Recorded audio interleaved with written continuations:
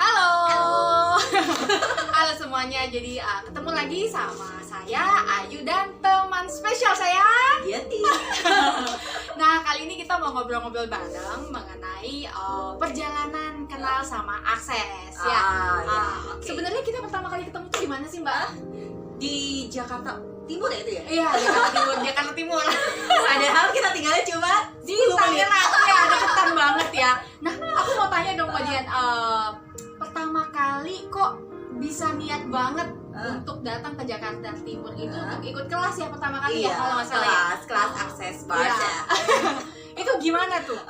Oh iya, jadi tuh awalnya tuh ya karena orang tua saya tuh dua-duanya tuh kena stroke kan. Stroke-nya itu juga memang ya karena darah tinggi juga karena stres kan. Nah jadinya habis itu udah nih pergi ke psikiater. Tapi di psikiater dianya nggak mau ngomong.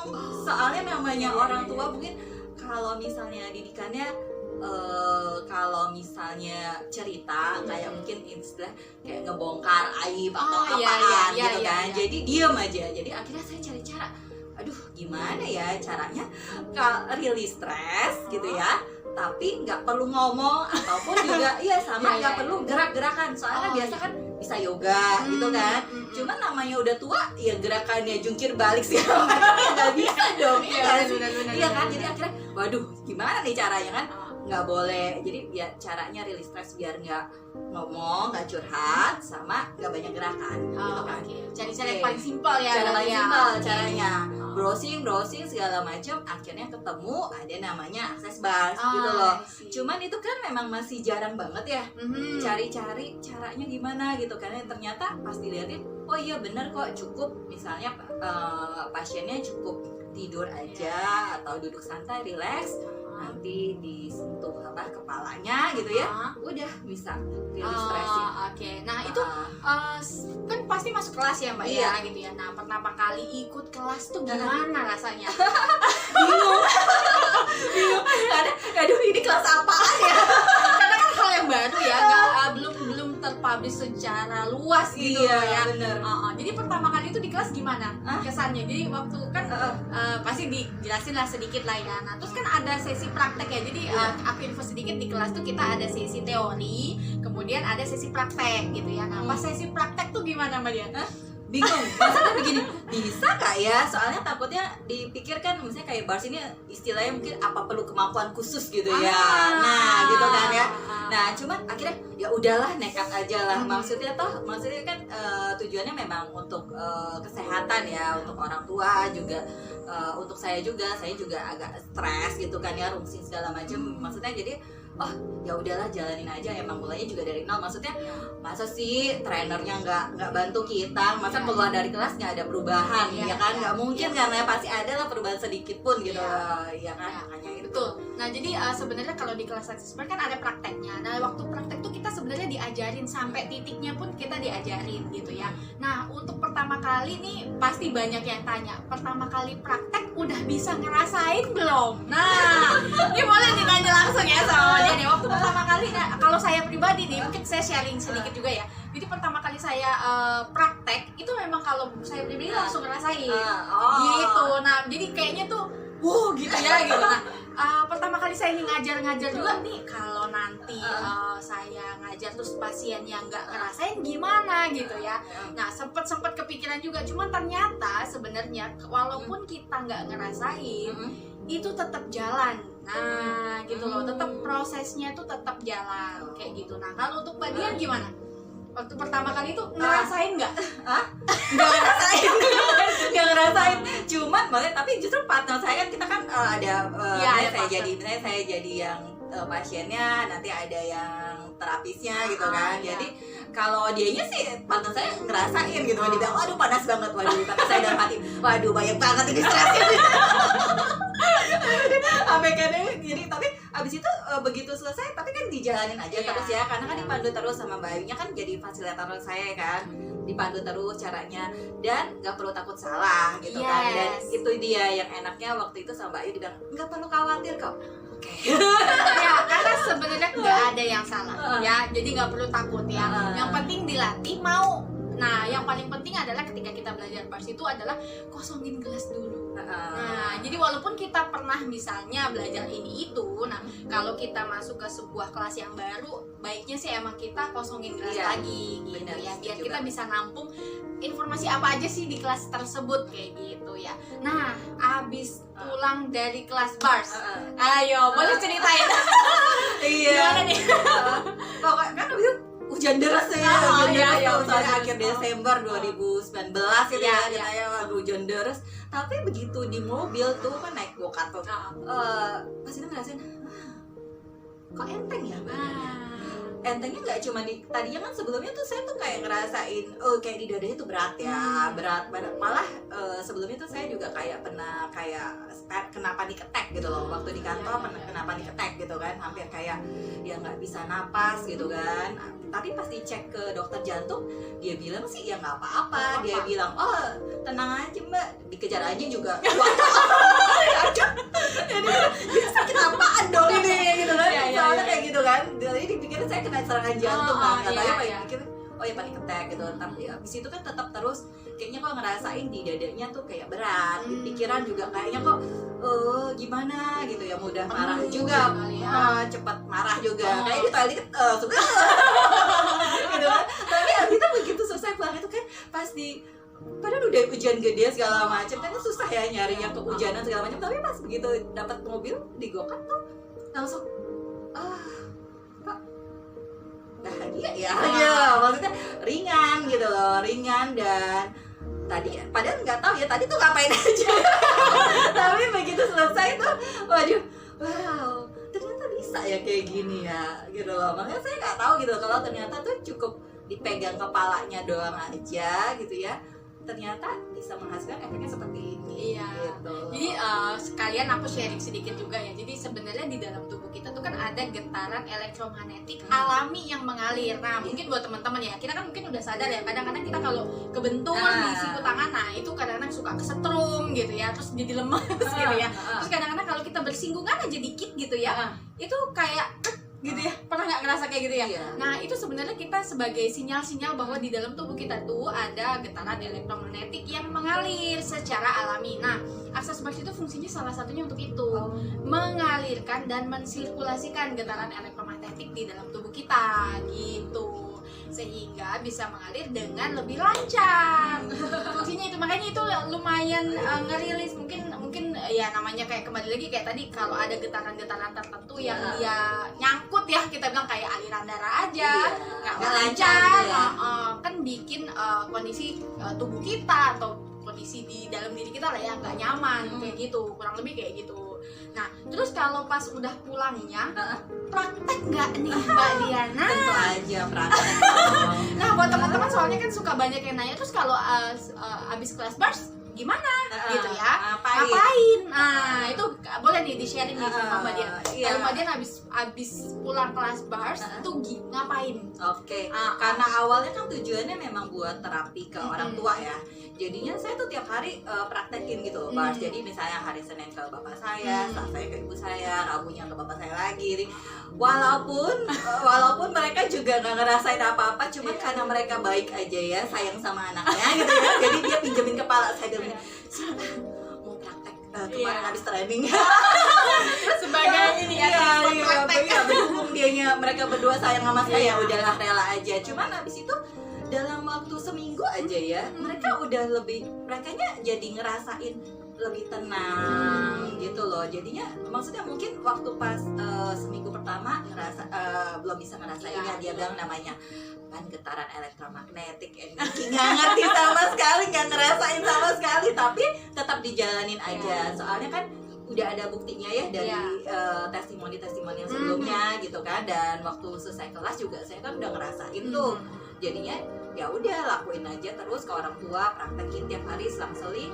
Seminggu mereka tuh udah yang relax gitu loh, lebih tenang gitu loh, nggak mudah marah juga. Yes. Makanya itu terus abis itu malah baru sadar juga pas kayaknya udah 2 bulan ya. Abis itu pas mau beli kacamata baru, ternyata minat saya bisa berkurang dong. Gak nyangka kan kaget juga kan, bisa kurang tadi 2,5 jadi 2 gitu kan. Kaget dong, kok bisa. Tapi ternyata waktu itu kita juga ada rekaman yang lain ya, tanya ya, oh ternyata memang ada juga pengalaman orang banyak yang kayak gitu ya. Jadi access bars banyak banget, apa ya, kalau kita bilang manfaatnya tuh banyak banget, sampai mungkin yang kita nggak pernah bayangin atau nggak pernah kita pikirin tuh bisa tercipta gitu loh. Nah, pengalaman itu sama juga sama waktu aku praktek habis kelas bars itu, praktek ke orang tua sama gitu. orang tua aku tuh kan susah tidur ya, susah banget tidur. Jadi kalau malam tuh selalu setel TV-nya itu di timer, terus jadi nanti kalau dia tidur baru TV-nya nonton dia dulu. bukannya orang tua aku yang nonton TV yang nonton orang itu tidur gitu ya. Terus baru dia mati sendiri gitu. Nah, setelah rajin di bars itu, aku kebetulan kan ke rumah orang tua aku tuh seminggu sekali. Jadi aku cuma bisa bars mereka tuh seminggu sekali gitu. Jadi setelah 2-3 kali itu langsung enak mereka tidurnya, udah nggak insomnia lagi. Jadi mereka malahan gini, jadi kalau aku datang dia langsung nanya, hari ini bars ya? Gitu. Malah pengen ya? Malah minta, hari ini terapi ya? Jadi mereka tuh suka apa namanya ya, bapak dapat nggak? Ibu dapat nggak? Gitu ya. Jadi kalau aku terapi ibuku, ntar bapakku nanya, bapak dapat nggak? Bapak dapat nggak? Gitu. Terus giliran aku terapi bapakku, ibu juga dong gitu. Jadi kayak sebenarnya tanpa sadar pun mereka sebenarnya udah ngerasain tubuh mereka tuh lebih nyaman. Benar. Ketika habis di bars. Jadi pokoknya praktekin aja gitu ya, buat teman-teman yang baru belajar bars nih juga boleh nih. Kalau pulang dari bars dipraktekin, nggak perlu takut salah, nggak perlu takut salah lah, titiknya masih mana gini nggak usah terlalu dipusingin, yang penting just do it. Nah, dari kita melakukan kan kita bisa pelan-pelan bisa tahu, oh ini posisinya sudah benar, jadi perbaikan terus menerus kayak gitu. Makin lama kan makin pastinya makin ahli dong, makin lama makin ahli kayak gitu. Dan nggak perlu takut salah lah ya. Betul. Nggak ada bakat juga, nggak perlu. Nah, ini penting banget buat teman-teman ketahui ya. Untuk belajar bars kita nggak perlu memiliki gift tertentu. Karena sebenarnya kehidupan ini juga adalah kan gift. Ya, kehidupan ini kan gift. Jadi buat teman-teman nggak usah khawatir. Aku kan nggak punya bakat ini itu. Apalagi misalnya contoh, aku nggak pernah belajar metode apa-apa. Saya contohnya juga, saya tidak pernah belajar metode apa-apa. Nah, pertama kali ketemu bars gitu. Nah, kalau Mbak Dian sama? Sama. Malah basicnya bener-bener nggak ada sama sekali hubungannya kayak gini. Jadi masih pakai logika banget kan. Maksudnya mungkin gak sih? Cuma ditekan titiknya, cuma di satu titiknya doang. Masa mungkin gitu kan? Nggak mungkin kan? Cuma akhirnya maksudnya gini, tapi ada orang yang bisa, kenapa enggak saya coba aja gitu. Dan emang nggak ada keturunan garis yang ada tak punya kemampuan gitu sih. Ada orangnya tuh keluarganya entah siapa gitu yang punya ini punya kemampuan yang untuk kayak gimana misalnya gitu ya, kan banyak di luar sana yang punya bakat-bakat tertentu ya, indigo nah yang kayak gitu. Nah, kalau dia sendiri tuh nggak perlu sama sekali, siapapun bisa bahkan anak kecil ya, bener, anak-anak juga, bahkan malahan anak-anak justru lebih natural karena mereka no judgment, tidak mempunyai label apapun, pikirannya juga nggak kayak kita orang dewasa kemana-mana gitu ya. Mereka pokoknya pikirannya tuh plong gitu ya. Anak-anak tuh luar biasa kalau menurut saya gitu ya. Jadi kalau yang punya anak, tolong diajarin. Dan kalau punya anak di bawah itu gratis ya? Iya, untuk kelas bars di bawah umur sekitar 17 ya? Di bawah 17 tahun. Di bawah 17 15 ya. Di bawah 15 tahun itu free. Nah, 15 16 itu sudah setengah 50% gitu. Nah, di atas itu baru sudah full price ya. Nah, sekalian mau nanya sama Mbak Dian. Jadi kalau misalkan dibikin jadi sebuah kalimat yang simple, definisi access bars buat Mbak Dian tuh apa sih? Release stress. Release stress ya. Itu yang pertama banget, yang penting banget, release stress. Ya, jadi sebenarnya memang kembali lagi kayak tadi kita kan sudah ngomongin ya, getaran elektromagnetik di dalam tubuh kita tuh disirkulasikan gitu ya, supaya lancar, supaya tersirkulasi dengan baik secara alami. Nah, kalau Bayu gimana? Nah, kalau buat saya definisi access bars yang simpel, penyelarasan pikiran, tubuh, dan hati.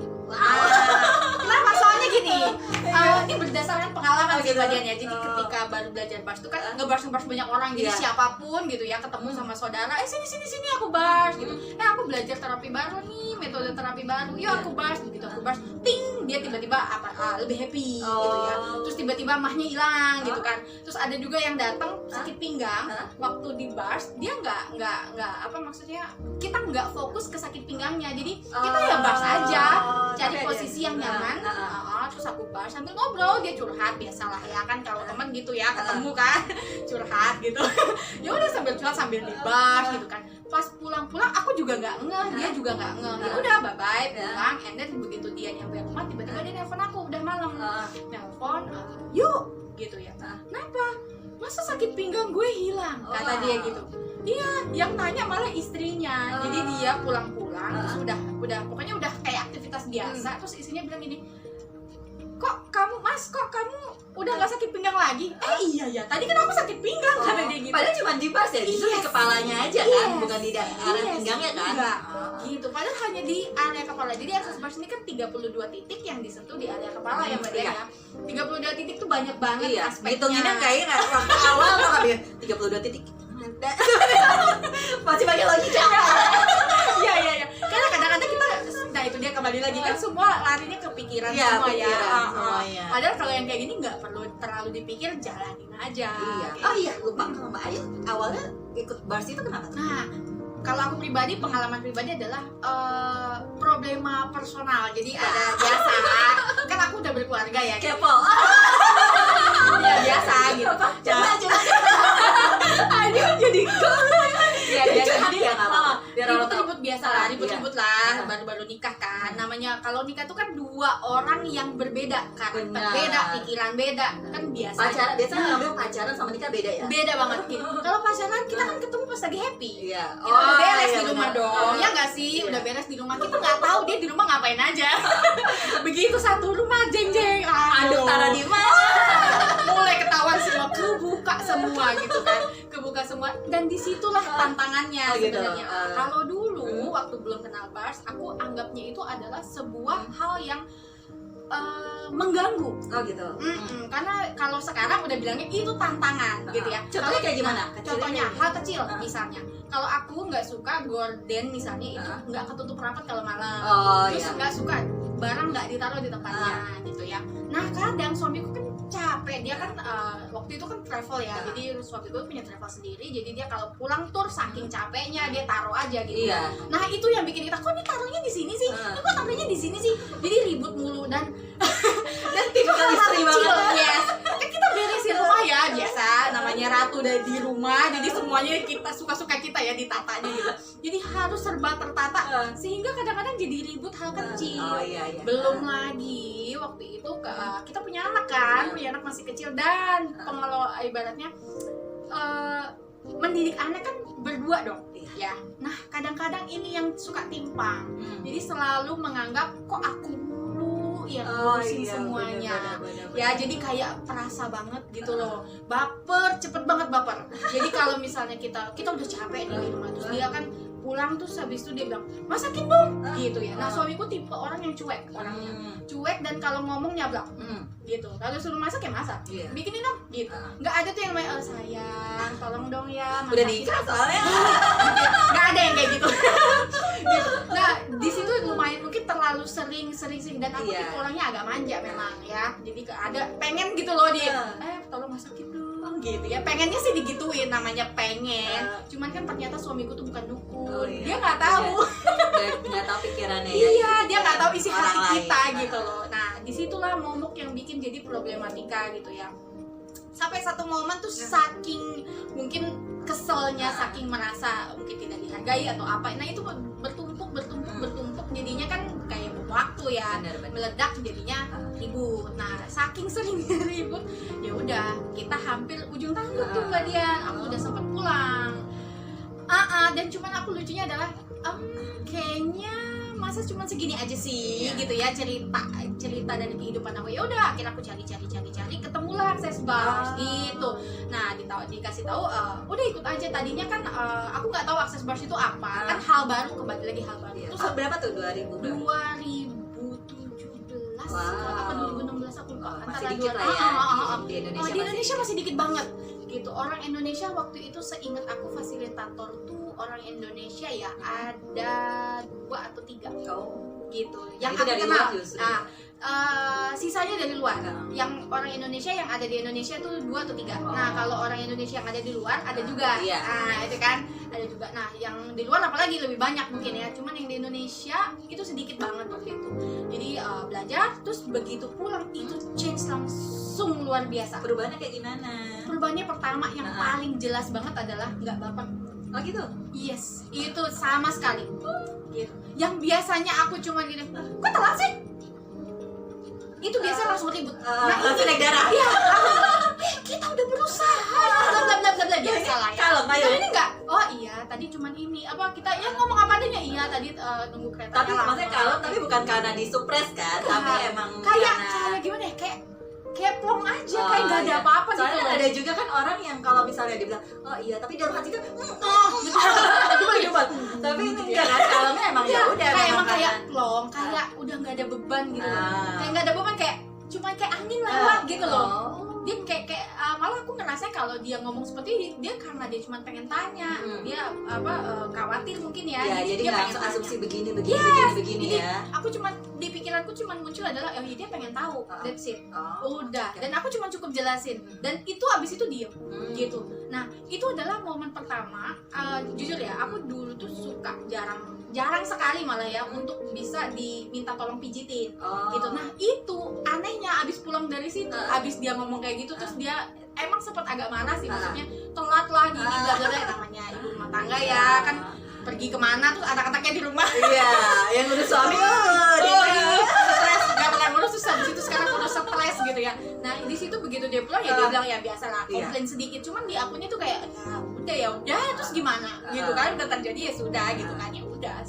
So simple banget sih, take it easy banget waktu itu. Nah udah pas udah selesai ya biasalah ngurus anak dulu, nyampe rumah kan, mandi bla bla bla gitu ya, terus anak tidurin anak-anak nih. Nah bisa tidurin anak-anak ya biasa kan, ngobrol dulu tuh biasanya gitu kan. Begitu ngobrol dia aku datengin, biasanya tuh kan mau ngobrol. Begitu datengin dia bilang udah kamu tidur aja, kamu capek gitu. Di situ udah mulai ngerasa kok dia nadanya halus banget gitu, udah mulai ngerasa gitu perubahannya. Nah begitu tidur, pas mau posisi tidur dia nyamperin, terus dia bilang minta maaf. Dan aku bingung, minta maaf untuk apa ya? Dan dia pijitin. Itu adalah momen pertama aku nggak pernah minta, dia pijitin. Nah di situ aku mulai ngerasa perubahan. Terus cuman bingungnya adalah kan yang belajar bars aku, yang di bars aku, yang ngebars aku, kok yang berubah dia?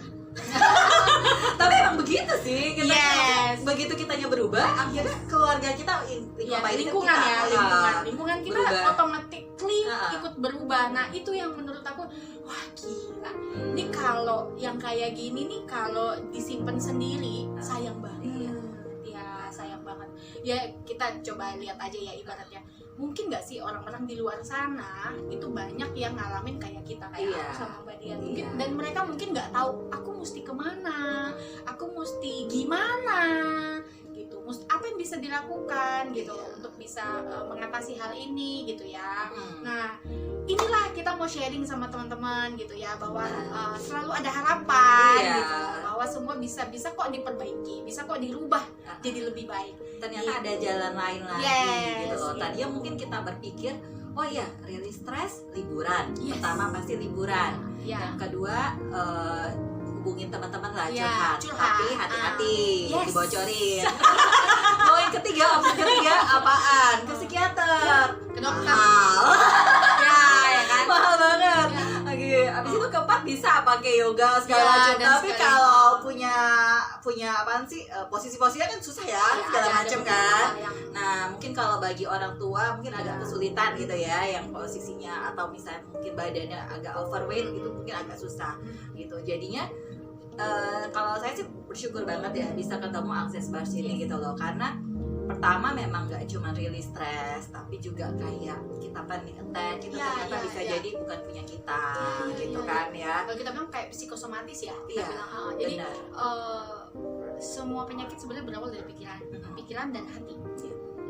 Jadi sebenarnya walaupun kita jaga kesehatan yang kayak makanan yang sehat, olahraga yang cukup, cuman kalau pikiran dan hati kita nggak sehat, iya, karena tiap hari kan masuk terus ya, Yes. peristiwa-peristiwa kejadian masuk terus gitu loh Bang. Jadinya kalau misalnya nggak dikeluarin tuh pasti bakalan numpuk lagi gitu Iya. loh. Jadi makanya kalau kita rutin ya tiap 2 minggu sekali atau seminggu Iya. sekali kita rutin swab bars Ya, gitu loh. nah, karena kebetulan kita kan rumahnya deketan nih. Iya. Setelah kita tahu kalau kita deketan, Kapan deh ketemu di Jakarta langsung Timur? akhirnya, langsung akhirnya kita rajin swab. Iya. Kemudian ya kita mulai rajin swab, terus mulai sharing-sharing dan kok ngerasanya klop banget gitu loh. Kayak gimana ya?